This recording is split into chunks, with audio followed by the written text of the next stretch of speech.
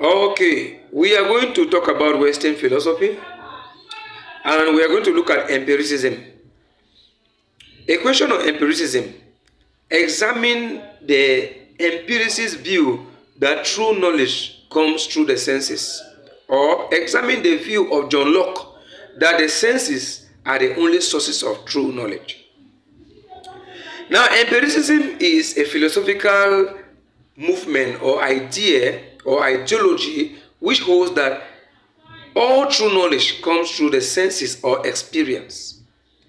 Now, empiricism is opposite to rationalism because rationalists say true knowledge comes through reason, while empiricists say true knowledge comes through the senses or experience. And there have been these debates of whether truly all knowledge is the knowledge that comes through the senses.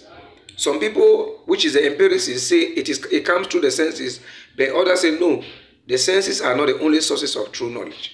So let us go into the argument. Number one, to support this view, the senses is the basis of all truth. The reason is because the senses produce us with facts.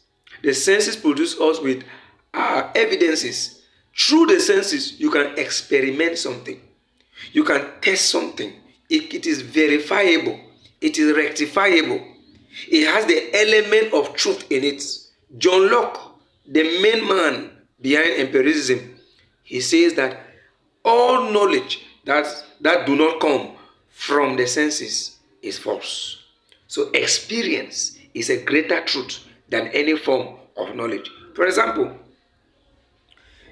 to see a plate and to think of a plate, which one is more of truth? The answer is that the plate in physical, this one that you see or you touch, is more of truth. So definitely means that true knowledge comes through the senses based on the empiricist view. But on the other hand, this point can be criticized.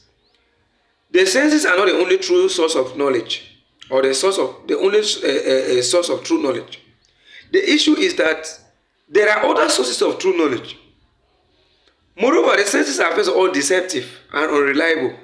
Sometimes the things that we perceive through the senses turn out to be opposite to what we actually see them to be.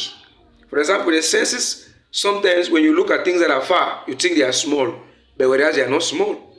The senses sometimes make us feel like some things have changed, but whereas change has not occurred.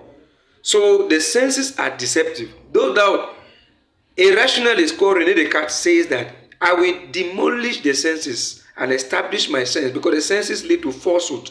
He said everything I've gotten through the senses, I know they have led me to falsehood, so I will bring them down. So the senses are not the only source of true knowledge.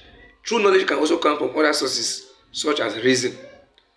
So this is the argument about the question that we have raised. The senses is the only source of true knowledge. In your synthesis, you are going to look at the aspect that true knowledge comes from the senses indeed, but the senses are not the only source of true knowledge because sometimes truth can come elsewhere.